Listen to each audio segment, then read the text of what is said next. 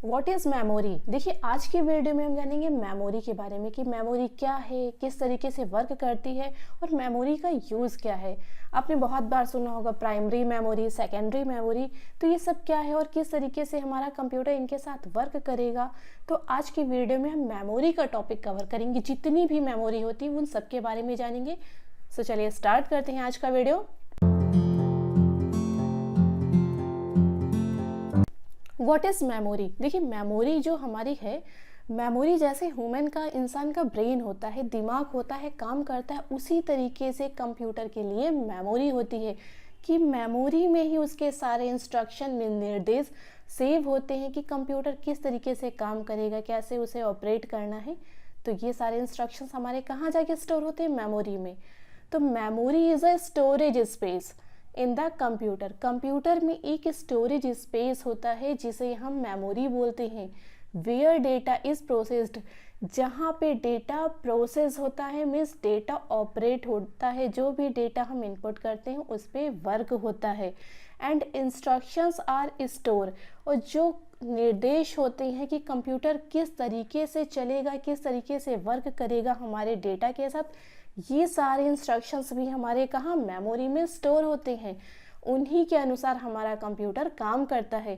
Computer memory is typically a storage space. Computer memory जो हमारी होती है कि स्टोरेज स्पेस है that is capable of storing data.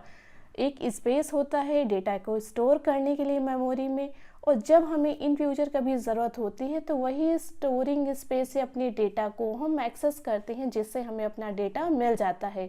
अब देखिए memory is divided into two parts. अब जो मेमोरी का काम तो आपको समझ में आ गया कि इंस्ट्रक्शन स्टोर होते हैं और जो डेटा आप सेव करते हैं वो स्टोर होता है, कि इंस्ट्रक्शंस के हिसाब से हमारा कंप्यूटर काम करता है, और जो डेटा हम सेव करते हैं, जो हमारे लिए इम्पोर्टेंट है, उसे हम सेव करते हैं, तो इन फ्यूचर हम उसे दोबारा कभी ज़रूरत होती तो यूज़ कर लेते हैं। तो मेमोरी का काम तो आपको समझ में आ गया। लेकिन अब ये बता रहा है मेमोरी भी हमारी टू टाइप्स होती है। देखिए फर्स्ट हमारी है प्राइमरी मेमोरी और सेकेंड हमारी सेकेंडरी मेमोरी है। तो अब देखिए प्राइमरी मेमोरी क्या है और सेकेंडरी मेमोरी क्या है, इसके बारे में चलिए जानते हैं। तो प्राइमरी मेमोरी, जैसा आपको नाम से पता चल रहा, प्राइमरी मेमोरी हमारी वो होती है जो मेन मेमोरी है। तो यहाँ पे वही देखिए इसके नाम के बारे में बात करें, इसे आप इंटरनल मेमोरी भी बोलते हो प्राइमरी मेमोरी को। अब इंटरनल मेमोरी क्यों बोलते हैं? क्योंकि जब आपका कंप्यूटर मैन्युफैक्चर होता है, कंप्यूटर बनता है, तो कंप्यूटर के अंदर ही मेमोरी सेट कर दी जाती है। ये नॉर्मल इंसान इसे, जो हार्डवेयर का काम नहीं जानता, उसे नहीं सेट कर सकता है। तो इसे इंटरनल मेमोरी बोलते हैं कि ये कंप्यूटर के अंदर सेट कर दी जाती है। अब प्राइमरी मेमोरी क्यों बोलते हैं? क्योंकि भाई मेन मेमोरी है कि कंप्यूटर के सारे इंस्ट्रक्शंस इसी में सेव होते हैं। कंप्यूटर किस तरीके से चलेगा, कैसे काम करेगा, तो जब तक इंस्ट्रक्शंस ही नहीं होंगे तो कंप्यूटर हमारा काम कैसे करेगा। तो इसलिए इसे प्राइमरी मेमोरी भी बोलते हैं। अब मेन मेमोरी, जब इंटरनल मेमोरी है, सारे इंस्ट्रक्शंस इसी में सेव हैं कि अगर हमारी प्राइमरी मेमोरी नहीं होगी तो हमारा कंप्यूटर काम नहीं करेगा। तो जब इतने फीचर्स हैं तो इसलिए इसे मेन मेमोरी बोलते हैं कि मेन पार्ट यही है कि जैसे नॉर्मल इंसान की बात करें तो उसका जो ब्रेन होता है उसे इंस्ट्रक्शंस देता है कि आपको इधर जाना है, ये काम करना है। तो सारे इंस्ट्रक्शंस तो माइंड ही देता है ना, ब्रेन देता है। इसीलिए देखिए इसे मेन मेमोरी भी बोलते हैं। This memory communicates directly with the CPU. जो ये हमारी प्राइमरी मेमोरी होती है, ये सीपीयू के साथ डायरेक्टली वर्क करती है, कि डायरेक्ट सीपीयू से डेटा पे वर्किंग करती है। इसीलिए ये हमारी मेमोरी बहुत फास्ट होती है। अब देखिए यहाँ पे एक लाइन और है, इट इज़ वोलाटाइल मेमोरी। ये जो हमारी मेमोरी होती है वोलाटाइल होती है। तो ये जो वोलाटाइल वर्ड है, इसका मीन्स आपको पता है कि क्षणिक है, मीन्स थोड़ी देर के लिए रहती है। कि अगर आप कोई भी काम कर रहे हैं और उसे सेव नहीं करते हैं, तो जैसे अचानक लाइट चली जाती है या पावर कट होता है, तो जो आपका डेटा होता है वो सारा चला जाता है, मीन्स डिलीट हो जाता है। इसीलिए इसे वोलाटाइल बोलते हैं। कि अगर आपने बहुत बार देखा होगा, जब आप फर्स्ट टाइम कंप्यूटर सीख रहे होंगे तो आपको बोला गया होगा जो आप वर्क करो उसे सेव कर दो। अगर आप नहीं सेव करते हो, लाइट जाने से आपका डेटा भी लॉस्ट हो जाता है, क्योंकि ये वोलाटाइल नेचर की मेमोरी हमारी होती है। वही लाइन यहाँ पे देखिए दी गई है, due to which any unsaved data is lost when power cut occur. जब भी लाइट जाती है तो जो हमारा डेटा सेव नहीं होगा वो सारा उड़ जाएगा।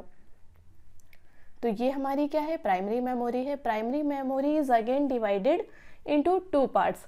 जो प्राइमरी मेमोरी है अगेन देखिए 2 भागों में बांट दी गई। एक हमारी होती है रैम और सेकंड हमारी होती है रोम।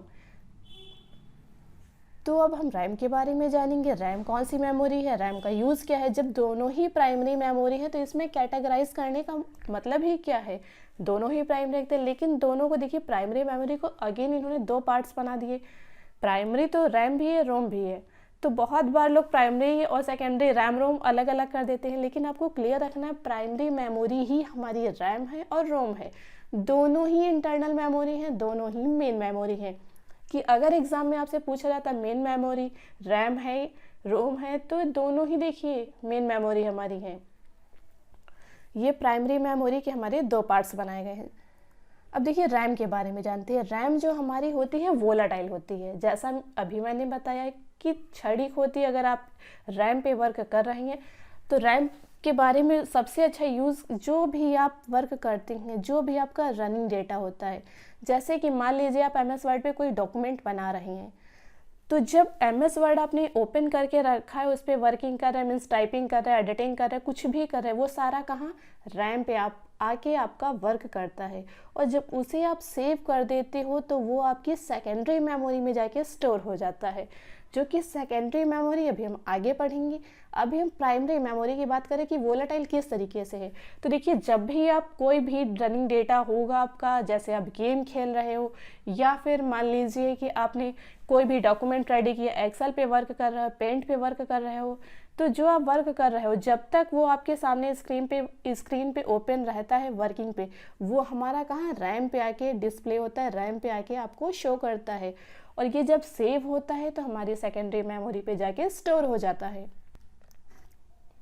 वही देखिए यहाँ पे दिया गया है, RAM is volatile, that means data is retained in RAM as long as the computer is on, कि ये तब तक रैम पे रहता है जब तक हमारा सिस्टम ऑन रहता है।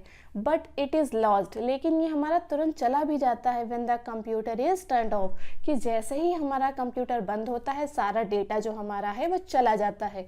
कि जैसे जो हार्ड डिस्क का होगा वो हार्ड डिस्क में जाके चला जाएगा, रैम का काम वहीं से ख़त्म हो जाता है। तो रैम मेमोरी इसलिए हमें प्रोवाइड की जाती है कि एक वर्किंग एरिया हमें मिल जाता है। जैसे आप देखते हैं कहीं भी शो होता है तो स्टेज बनाई जाती है, वो किस लिए, जो हमारे कंटेस्टेंट हैं या जो भी है सेलिब्रिटी है वो वहाँ पे जाके परफॉर्म कर सकें, बाकी और किसी यूज़ का नहीं। अगर स्टेज ही नहीं होगी तो परफॉर्मेंस कहाँ होगी। तो उसी तरीके से रैम क्या है, एक एरिया दिया जाता है जहाँ पे आप अपनी वर्किंग कर सको, कि अगर आपके पास कोई वर्किंग एरिया नहीं होगी तो आप काम कैसे करोगे। When the computer is rebooted, जैसे ही कंप्यूटर हमारा रीबूट होता है, मीन्स दोबारा ऑन होता है, the OS and other files are reloaded into RAM. जैसे ही हमारा सिस्टम ऑन होता है वैसे ही हमारा ऑपरेटिंग सिस्टम और सारी फाइलें आके रैम में स्टोर हो जाती हैं। जो भी आप वर्क करते हो वो हमारा कहाँ, रैम पे हमें शो करता है। अब देखिए रैम को अगेन इन्होंने 2 पार्ट्स में डिवाइड किया है। एक हमारा एस रैम है, दूसरा हमारा डी रैम है। एस रैम हमारा स्टैटिक रैम होता है, डी रैम हमारा डायनेमिक रैम होता है। तो देखिए रैम का यहाँ पे फुल फॉर्म क्या है, random access memory. Random access memory क्यों बोला गया, क्योंकि रैंडमली जो भी आप वर्क कि आपने MS वर्ड ओपन किया उस पर भी काम कर लिया, आपने टैली ओपन कर लिया उस पर भी काम कर, सारे एप्लीकेशंस आपके पे सब पे आप काम करते हैं। तो जो डेटा आपकी ज़रूरत का होता है आप ऑन कर लेते हैं, उस पर वर्क करते हैं। तो जो वर्किंग एरिया हमें मिलता है वो हमारा क्या है, रैम है। जब आप उसे सेव करते हो तो आपकी सेकेंडरी मेमोरी में जाके वो चला जाता है, जैसे कि हार्ड ड्राइव। लेकिन यहाँ पे क्या है, अभी प्राइमरी मेमोरी की देखिए मैंने 2 पार्ट्स बताए थे, एक रैम एक रोम। तो रैम के बारे में तो जान लिया कि भाई रैम जो है प्राइमरी मेमोरी मेन मेमोरी है, कि अगर ये हमें एरिया प्रोवाइड नहीं करेगा तो हम वर्क कहाँ करेंगे। लेकिन अभी देखिए इसका सेकंड पार्ट मैंने और बोला था, प्राइमरी मेमोरी का सेकंड पार्ट क्या, रोम है। अब रोम का यूज़ क्या है चलिए जानते हैं। देखिए रोम हमारा क्या है, रीड ऑनली मेमोरी है। अब देखिए रैम क्या है, एरिया मिलता है जहाँ पे वर्किंग करते हैं। रोम हमारी क्या, कुछ इस तरीके से देखिए रोम हमारी होती है। रोम में क्या है, कंप्यूटर के सारे इंस्ट्रक्शंस स्टोर होते हैं कि हमारा कंप्यूटर किस तरीके से चलेगा, किस तरीके से ऑपरेट करेगा, किस तरीके से शट डाउन होगा, किस तरीके से रिबूट होगा। तो सारे काम क्या है उसकी मेमोरी में सेट कर दिए गए हैं। जैसे हमें बचपन में सिखाया जाता है हमें किस तरीके से उठना है, बैठना है, चलना है, बात करना है। तो ये सारे इंस्ट्रक्शंस हमारी माइंड में सेव होते हैं। उसी तरीके से कंप्यूटर के भी इंस्ट्रक्शंस की मेमोरी में स्टोर होते हैं। तो वही हमारी रीड ऑनली मेमोरी है कि सारे इंस्ट्रक्शंस इसमें स्टोर कर दिए जाते हैं रोम में। तभी जब देखिए हम सिस्टम यूज़ करते हैं तो हमारा सिस्टम हमारे अकॉर्डिंग काम करता है, क्योंकि उसके पास इंस्ट्रक्शंस ऑलरेडी पहले से उसे बता दिए गए होते हैं। अब देखिए चलिए यहाँ पे इस पैराग्राफ के अकॉर्डिंग समझते हैं। ROM stands for read only memory. RAM का फुल फॉर्म क्या है? रीड ऑनली मेमोरी है। The memory from which we can only read. इस मेमोरी से केवल रीड कर सकते हैं but can not write on it. बस इस मेमोरी को रीड करने के लिए यूज़ किया जाता है, ना कि राइट करने के लिए। This type of memory is non volatile. ये जो हमारी मेमोरी होती है ये नॉन वोलाटाइल है, मीन्स वोलाटाइल नहीं है कि थोड़ी देर के लिए, ये तो परमानेंट है, हमेशा के लिए है। उसकी मेमोरी में सारे इंस्ट्रक्शंस हमेशा के लिए हैं। और वोलाटाइल क्या, जो थोड़ी देर के लिए रहे, जैसे कि RAM. The information is store permanently in such memory during manufacturing. कि सही बात है कि इस मेमोरी में सारे इंस्ट्रक्शन तब सेव कर दिए जाते हैं, कब? मैन्युफैक्चरिंग के टाइम, जब कंप्यूटर हमारा बनाया जाता है। A ROM stores such instruction that are required to start a computer. ये सारे इंस्ट्रक्शंस रोम में स्टोर होते हैं कि जो कि कंप्यूटर को बताते हैं कैसे स्टार्ट होगा, कैसे ऑफ होगा, कैसे रिबूट होगा। ROM chips are not only used in the computer but also in electronic item like washing machine micro oven. ये जो रोम होती है, देखिए मेमोरी का देखिए यहाँ पे पार्ट आपको मैंने दिखाया किस तरीके से डिस्प्ले होती है।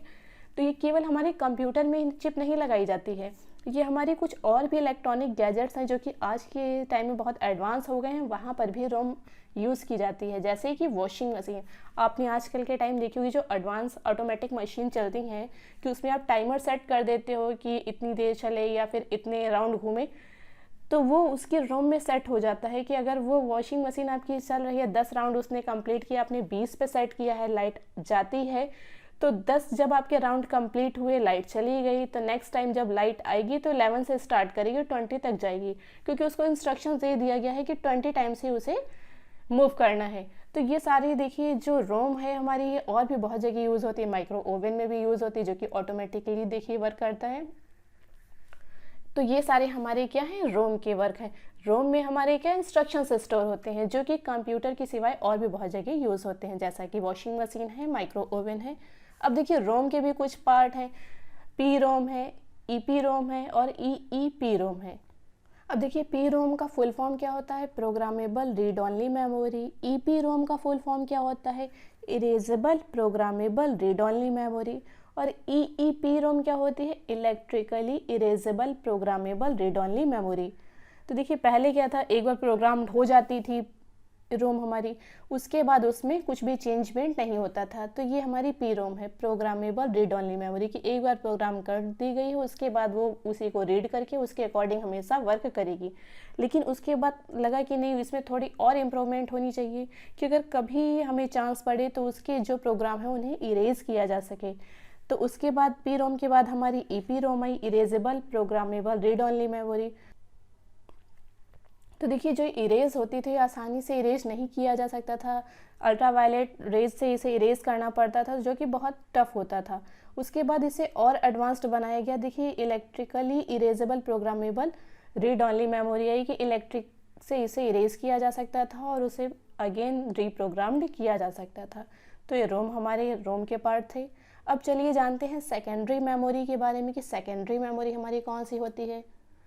देखिए this type of memory is also known as external memory. तो जो सेकेंडरी मेमोरी हमारी होती है इसे एक्सटर्नल मेमोरी भी बोलते हैं, ऑक्सिलरी मेमोरी भी बोलते हैं और नॉन वोलाटाइल भी बोलते हैं।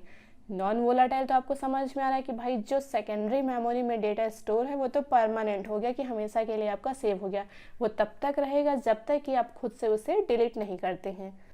तो देखिए एक्सटर्नल क्यों है? क्योंकि एक्सटर्नल आप इसको यूज़र यूज़ कर सकता है कि हार्ड ड्राइव आप निकाल सकते हो, लगा सकते हो। तो जो अभी सेकेंडरी मेमोरी के मैं एग्जांपल दूंगी तो आपको भी लगेगा कि हाँ सेकेंडरी मेमोरी है, इन्हें तो हम लोग खुद यूज़ करते हैं, लगा सकते हैं और निकाल सकते हैं, तो एक्सटर्नल है। और नॉन वोलेटाइल मैंने बता दिया, और इसे ही ऑक्सिलरी मेमोरी भी बोलते हैं। It is slower than main memory. ये देखिए मेन मेमोरी से स्लोवर होती है, क्योंकि जो हमारी मेन मेमोरी होती है वो सीपीयू के साथ डायरेक्टली वर्क करती है और ये डायरेक्टली सीपीयू के साथ वर्क नहीं करती है। These are used for storing data. ये जो सेकेंडरी मेमोरी होती है इसका यूज़ हमारा किस लिए होता है, इसी डेटा को स्टोर करने के लिए यूज़ किया जाता है। कौन सा डेटा, जो यूज़र यूज़ करता है। तो देखिए जो प्राइमरी मेमोरी होती है वो कंप्यूटर के लिए बनी हो, जो सेकेंडरी मेमोरी है वो यूज़र वर्क करता है। तो दोनों में आई थिंक आपको डिफरेंस समझ में आ रहा होगा, कोई डाउट्स नहीं होगा कि प्राइमरी मेमोरी हमारी रैम और रोम है, रैम पे हम वर्क करते हैं, और रोम हमारा क्या है जहाँ पे सारे इंस्ट्रक्शंस हैं जिससे हमें कोई मतलब ही नहीं है। लेकिन सेकेंडरी मेमोरी क्या है, हम अपने लिए, यूज़र अपने लिए यूज़ करता है कि डेटा को स्टोर कर सके और उस डेटा को टाइम आने पे एक्सेस कर सके, मीन्स उसे जो ज़रूरत होगी उस पर काम कर सके। These are used for storing data information permanently, कि डेटा को और इंफॉर्मेशन को परमानेंटली स्टोर कर सके। CPU directly does not access these memory. देखिए जैसा मैंने अभी आपको बताया कि ये जो सेकेंडरी मेमोरी होती है ये CPU डायरेक्टली एक्सेस नहीं कर सकता है, instead they are accessed by input output routine. Content of secondary memory are first transfer to primary memory. जो सेकेंडरी मेमोरी का डेटा होता है सबसे पहले वो प्राइमरी मेमोरी पे जाएगा, देन उसे CPU एक्सेस करेगा। प्राइमरी मेमोरी में जाएगा मीन्स कहाँ, रैम पे आप लेके आओगे। जैसे मान लीजिए आपने पेंट पे कुछ बना के रखा है, नेक्स्ट टाइम आपको उसमें कुछ भी चेंजमेंट करना है, पेंट पे कुछ डिलीट करना है या कुछ भी इंसर्ट करना है, तो जब आप पेंट की फाइल ओपन करोगे तो वो कहाँ आपको देखिए रैम पे आ जाती है। रैम पे आएगी तब आप उसे वर्किंग करोगे, आप उसे सेव करोगे, तो जो आपका डेटा है वो जाके सेकेंडरी में स्टोर हो जाएगा सेव करने पे। There are 7 types of secondary memory. 7 types की सेकेंडरी मेमोरी हैं जो कि आप यूज़ करते हैं। चलिए जानते हैं कौन कौन सी हैं। अब देखिए 7 टाइप्स कौन कौन सी हमारी सेकेंडरी मेमोरी। फर्स्ट हमारी hard disk drive. Hard drive आप सभी ने देखी है जो कि कंप्यूटर में यूज़ होती है। जब आप किसी भी फाइल पे वर्क करते हैं, सेव करते हो, तो वो हमारी कहाँ जाती है, सेकेंडरी स्टोरेज पे जाती है, मीन्स हार्ड ड्राइव पे जाके हमारी वो फाइल स्टोर होती है। तो ये देखिए हमारी हार्ड ड्राइव होती है, किस तरीके से आप सभी ने इसको देखा होगा किस तरीके से ये दिखती है। इसके बाद हमारी आती है SSD। SSD हमारी क्या है, सॉलिड स्टेट ड्राइव, जो कि आज के टाइम में बहुत ही ट्रेंडिंग है, मोस्टली कंप्यूटर में होती है। लेकिन रीज़न क्या है, SSD जब लग जाती है तो हमारा कंप्यूटर बहुत महंगा हो जाता है, लेकिन ये बहुत फास्ट वर्क करती है। तो अगर हमें अपने कंप्यूटर को बहुत अच्छी वर्किंग रखनी होती है तो हम SSD लेते हैं। SSD में हम क्या रखते हैं, जैसे आप कोई विंडो को रख सकते हैं, विंडो 10 जो भी आप यूज़ करते हैं उसे रख सकते हैं। कोई भी गेम जो कि बहुत अच्छा कॉन्फ़िगरेशन मांगता है कि बहुत अच्छे से आपका सिस्टम वर्क करे, तो आप गेम के लिए इसका यूज़ करते हैं। तो इससे हमारा सिस्टम क्या है, बहुत तेज़ी से वर्क करता है। फ्लॉपी डिस्क, ये बहुत टाइम पहले यूज़ होती थी, लेकिन आज के टाइम पे फ्लॉपी डिस्क हमें कहीं भी दिखाई नहीं देती है क्योंकि इसकी स्टोरेज कैपेसिटी बहुत कम होती थी। तो ये हमारी फ्लॉपी डिस्क है। इसके बाद हमारी आती है कॉम्पैक्ट डिस्क। CD जो आप पहले यूज़ करते थे वही CD हमारी कॉम्पैक्ट डिस्क है। जैसे आप कि पहले वो जितने गाने होते, गानों की CD आती थी, उसमें कुछ लिमिटेड गाने ही स्टोर किए जा सकते थे। तो ये हमारी CD देखिए इस तरीके से सर्कुलर फॉर्म में होती थी। उसके बाद हमारी क्या आई, DVD। तो CD की स्टोरेज कैपेसिटी काफ़ी कम होती थी। जैसे कि CD में अगर एक मूवी स्टोर होती थी, एक फिल्म आती थी, तो DVD में कितनी 6 मूवी एक साथ आ जाती थी। तो DVD की स्टोरेज कैपेसिटी CD के कंपैरिजन में काफ़ी ज़्यादा होती थी। और DVD के बाद भी हमारी क्या आई थी, ब्लू रे डिस्क। ये तीनों देखने में एक जैसी ही लगती थी, CD, DVD और ब्लू रे डिस्क, ये तीनों देखने में एक जैसी होती थी, लेकिन DVD से भी ज़्यादा स्टोरेज कैपेसिटी होती थी ब्लू रे डिस्क की। इसके बाद देखिए हमारी क्या पेन ड्राइव आती है। पेन ड्राइव भी हमारी सेकेंडरी स्टोरेज है कि आप खुद ही इसको एक्सटर्नल निकाल भी लेते हैं, इंसर्ट भी कर लेते हैं। कहीं भी डेटा आपको ट्रांसफ़र करना होता है, आपने अपने सिस्टम पे रिज्यूम रेडी किया, आपको कैफ़े से निकलवाना है, तो आप पेन ड्राइव में डेटा लेके चले जाते हो। तो ये हमारी क्या है, पेन ड्राइव भी देखिए एक्सटर्नल है। आपको अब समझ में आ रहा होगा किस तरीके से एक्सटर्नल है कि यूज़र इसको आसानी से हैंडल कर सकता है। तो पेन ड्राइव भी हमारी सेकेंडरी मेमोरी में आता है। और इसके बाद देखिए हमारा क्या आता है, मेमोरी कार्ड। आपको याद हो आज से बहुत टाइम पहले जब हमारे स्मार्टफोन नहीं थे तब आप क्या मेमोरी कार्ड यूज़ करते थे फ़ोन में, जिसमें मेमोरी चिप लगी होती थी, जिसमें गाने स्टोर करते थे, आप फिल्मों को स्टोर करते थे। तो मेमोरी चिप, मेमोरी कार्ड भी हमारा क्या है, सेकेंडरी स्टोरेज डिवाइस है। अब देखिए, आपने एक मेमोरी का नाम और सुना होगा, कैश मेमोरी। कैश मेमोरी हमारी क्या होती है? कैश मेमोरी हमारी आती है प्राइमरी मेमोरी के अंतर्गत, कि अभी आपको मैंने रैम और रोम तो बताया, लेकिन कैश मेमोरी भी अगर कभी आपको ऑप्शन में दिखती है तो आप मत भूलिए, कैश मेमोरी हमारी प्राइमरी मेमोरी के अंतर्गत आती है। तो प्राइमरी मेमोरी के अंतर्गत हम किस लिए बोलते हैं इसको? क्योंकि सीपीयू और मेन मेमोरी के बीच में काम करती है। तो अभी आपको मैंने बताया था कि भाई सीपीयू से मेन मेमोरी डायरेक्टली कनेक्ट होती है, लेकिन सीपीयू और मेन मेमोरी के बीच में होती है कैश मेमोरी। तो इसी रीज़न से जो हमारी कैश मेमोरी होती है बहुत ही फास्ट काम करती है, कि लेकिन इसकी स्टोरेज कैपेसिटी जो होती है वो बहुत कम होती है। तो जो डेटा आपके बार बार यूज़ का होता है, अगर आपके सिस्टम पे कैश मेमोरी होगी तो वो डेटा वहीं पे स्टोर हो जाएगा। तो जितनी बार आपको वो यूज़ में आएगा उतनी बार वो कैश मेमोरी से एक्सेस कर लेगा, मीन्स उसे बार बार सीपीयू के पास नहीं भेजेगा सर्च करने के लिए। तो कैश मेमोरी जो हमारी होती है सीपीयू और मेन मेमोरी के बीच में लगी होती है, जो कि बहुत ही फास्ट काम करती है और इसकी स्टोरेज कैपेसिटी काफ़ी कम होती है। तो ये सारी मेमोरी किस तरीके से आपस में कनेक्ट हैं एक दूसरे से, किस तरीके से वर्क करते हैं और कितनी हमारी मेमोरी होती हैं, आज की वीडियो में हमने ये सारे टॉपिक कवर किए। आई होप आपको ये वीडियो हमारा पसंद आया होगा। अगर आपको वीडियो अच्छा लगा तो वीडियो को लाइक ज़रूर करें। मिलते हैं नेक्स्ट वीडियो में, तब तक के लिए बाय बाय।